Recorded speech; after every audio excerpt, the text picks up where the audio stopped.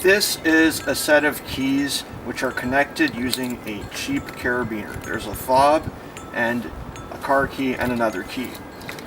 The idea here is that these keys can be connected and disconnected at will. It's very easy like that.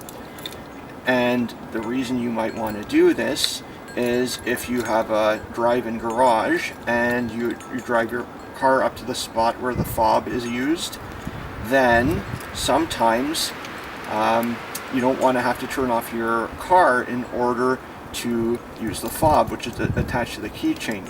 If you have a keyring, it's a little bit of a problem to undo a keyring and then reconnect the keyring. However, with the carabiner, it's very quick. So you drive up to the spot where you use the fob, and then the key is separated like this, so the car key remains in the ignition, the fob is used. Put your hand out the window, use the fob, open the garage door, and clip it back together again, and you can drive off without having to turn off your car. And this is also nice if you have to loan out a set of keys. If you have a couple different types of keys on here, you can just clip it off like that, give someone a set of keys, and they can give it back to you again. So this is a simulation. I'm not really driving the car.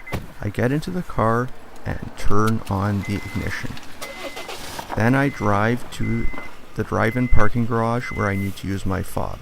I stop the car and roll down the windows and unclip the carabiner. Next, I use the fob to open the garage door and clip the fob back on.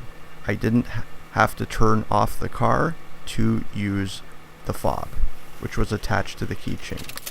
Then I drive into the parking garage and turn off the ignition and slip the keys into my pocket.